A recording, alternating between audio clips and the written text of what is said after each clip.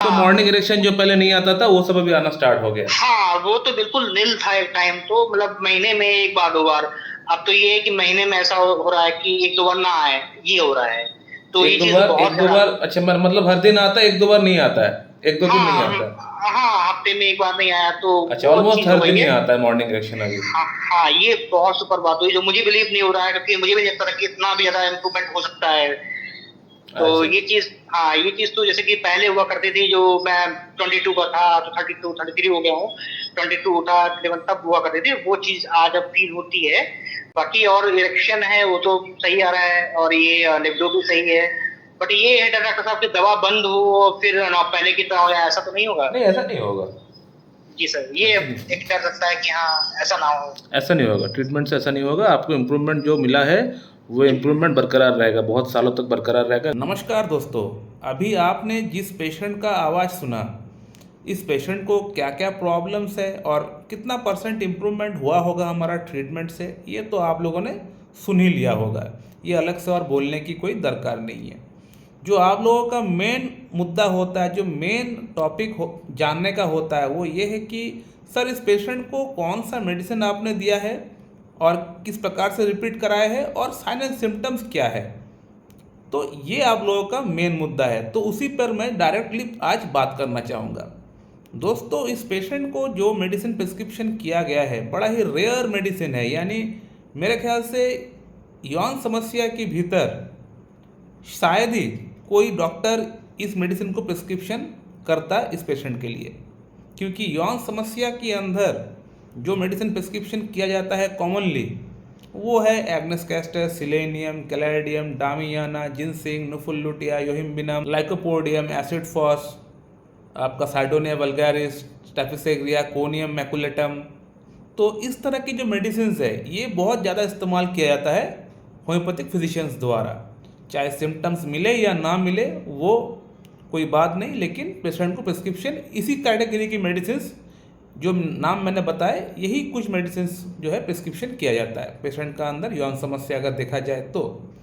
लेकिन जैसे कि मैं अक्सर बोलता हूँ, हमेशा बोलता हूँ कि होम्योपैथी में हम लोग रोग का इलाज नहीं करते, हम लोग रोगी का इलाज करते हैं। यानी जो पेशेंट मेरे पास आया हुआ है उस पेशेंट का हम लोग ट्रीटमेंट करते हैं।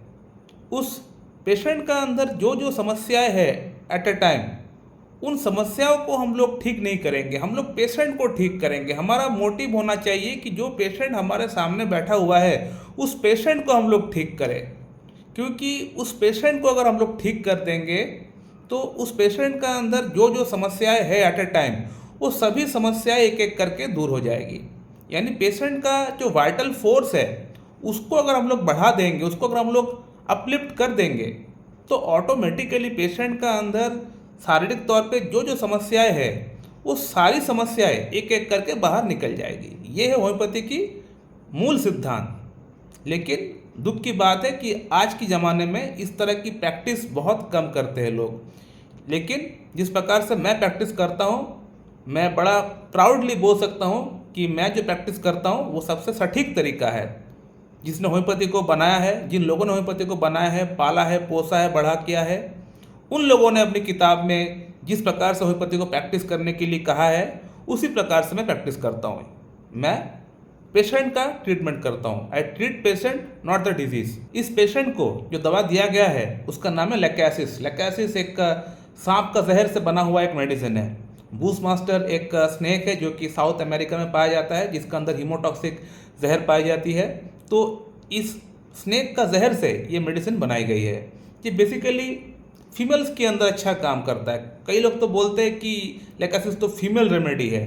फीमेल रेमेडी का अंदर पल्साटिला भी आता है, नेक्टरमूर भी आता है, सीपिया भी आता है, लेकासिस भी आता है। तो मैं इस तरह की जो परसेप्शन है इस पर मैं बिलीव नहीं करता हूँ। होम्योपैथी में कोई भी मेल रेमेडी फीमेल रेमेडी बोल के कुछ क्लासिफिकेशन नहीं है, लेकिन कुछ लोगों ने इसको बनाया है। और हाँ, कुछ हद तक ये बात सही है कि लेकासिस जो है फीमेल्स के अंदर कुछ हद तक अच्छा काम करता है, लेकिन इसका मतलब ये नहीं कि मेल्स की कोई इशू में ये मेडिसिन काम नहीं करेगी। तो इस पेशेंट का अंदर जो सिम्टम्स मैंने देखा वो था लेकासिस का। तो अगर मुझे सिम्टम्स मिल रहा है लेकासिस का, तो मैं लेकासिस क्यों पेशेंट को प्रिस्क्रिप्शन ना करूं। मैं इस वीडियो में ही बात बोलने वाला हूं कि इस पेशेंट का जो सिम्टम्स है, जो पिकुलियर सिम्टम्स है, वो सभी सिम्टम्स मैच हो रहा है लेकासिस का। तो मैं लेकासिस को छोड़कर मैं क्यों एग्नस कैस्टस प्रिस्क्रिप्शन करूँ, क्यों कैलाइडियम दूँ, क्यों लाइकोपोडियम दूँ, क्यों फॉस्फोरस दूँ, क्यों एसिड फॉस दूँ, क्यों डामियाना दूँ, क्यों R41 दूँ। तो मेरा कहने का मतलब यही है कि अगर आपका पेशेंट का लक्षण मैच कर रहा है कोई एक पर्टिकुलर मेडिसिन से, तो उस मेडिसिन को आप इरेस्पेक्टिव ऑफ एनी प्रॉब्लम आप दे सकते हैं, चाहे स्पेयर ऑफ एक्शन मैच करे या ना करे। हो सकता है कि उस मेडिसिन का स्पेयर ऑफ एक्शन वहाँ पे कुछ ठीक से लिखा नहीं गया है, हो सकता है स्पेयर ऑफ एक्शन नहीं है उतना खास, लेकिन फिर भी अगर आप देंगे तो वो मेडिसिन काम कर जाएगा, क्योंकि आपका ओवरऑल सिम्टम्स, आपका माइंड सिम्टम्स, आपका जो एक पेशेंट का टॉप टू द बॉटम जो सिम्टम्स है, अगर वो मैच कर रहा है, भले वो पर्टिकुलर ऑर्गन के अंदर, वो पर्टिकुलर स्पेयर के अंदर वो दवा काम ठीक से ना करता भी हो, तो भी वो मेडिसिन काम कर जाएगा, क्योंकि आपका जो ड्रग सिलेक्शन है वो top to the bottom follow कर रहा है। हाँ, हम लोग एक बात हमेशा प्रयास तो करते हैं कि हम लोग पेशेंट के लिए जो दवा का सिलेक्शन किए हैं या फिर जो दवा का सिलेक्शन करना चाहते हैं, हम लोग हमेशा प्रयास करते हैं कि पेशेंट का प्रॉब्लम का स्पेयर ऑफ एक्शन को भी फॉलो करें। यानी सपोज मान लेते हैं कि पेशेंट का अंदर किडनी में प्रॉब्लम है और हम लोग जो दवा का सिलेक्शन किए हैं उस दवा का रोल किडनी में नहीं है, तो भी हम लोग उस मेडिसिन को दे सकते हैं। कब दे सकते हैं? जब उस दवा का थॉरोली पूरा सिम्टम्स मैच करे, top to the bottom match कर रहा हो, भले किडनी में उसका कोई खास रोल नहीं है, लेकिन उस मेडिसिन का पेशेंट का अंदर थॉरोली पूरा सिम्टम्स जब मैच कर रहा है, तो उस मेडिसिन को अगर आप पेशेंट का अंदर देंगे तो वो किडनी में भी फंक्शन करेगा, किडनी में भी वो जो रोल होना चाहिए वो रोल अदा करेगा वो मेडिसिन।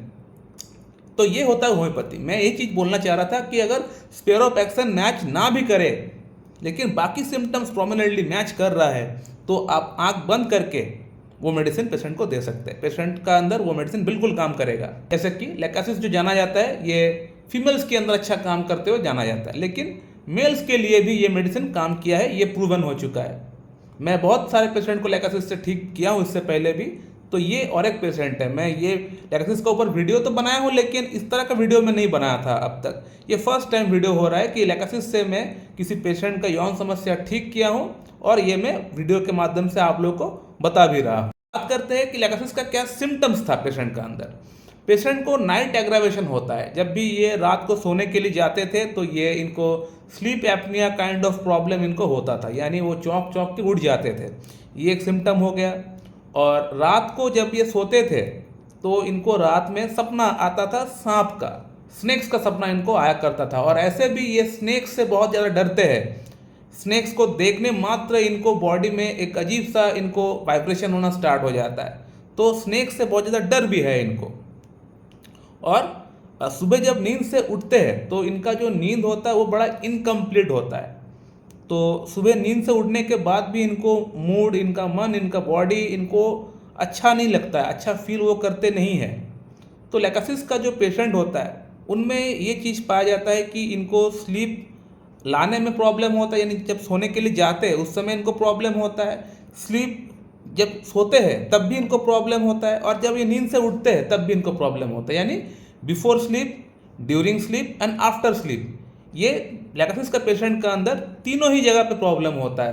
तो इस पेशेंट का अंदर बड़ा प्रोमिनेंटली ये तीनों ही जगह मैच किया। इसके अलावा लेकासिस का जो पेशेंट होता है इनको ढीला ढाला कपड़ा पहनना पसंद होता है, यानी लूज कपड़ा, जिस प्रकार से मैं शर्ट पहना हूँ इस प्रकार से इनको पहनना पसंद होता है, यानी टाइट फिटिंग इनको पहनना पसंद नहीं है। इसके अलावा लेकासिस का जो पेशेंट होता है दे आर हाईली लोकेशियस, यानी बहुत टॉकेटिव पर्सन होता है, बात करना बहुत बातूनी होता है, यानी बात करना, फ्रेंडशिप बनाना इनको अच्छा लगता है। ये और एक सिम्टम है लेकासिस का जो कि इस पेशेंट के अंदर भी पाया गया है। और लेकासिस का पेशेंट बहुत ही रिलीजियस भी होता है, पूजा पाठ करना, धर्म को मानना बहुत ही ज़्यादा इनके अंदर पाया जाता है। ये प्रोमिनेंटली हम सिम्टम पेशेंट के अंदर देखे थे। इसके अलावा पेशेंट का अंदर 3 प्रॉब्लम है, और 3 प्रॉब्लम है जो कि लेफ्ट साइडेड प्रॉब्लम है, यानी एक तो इनको किडनी स्टोन अक्सर होता है और वो भी लेफ्ट साइड के किडनी में ही होता है, ये एक प्रॉब्लम हो गया।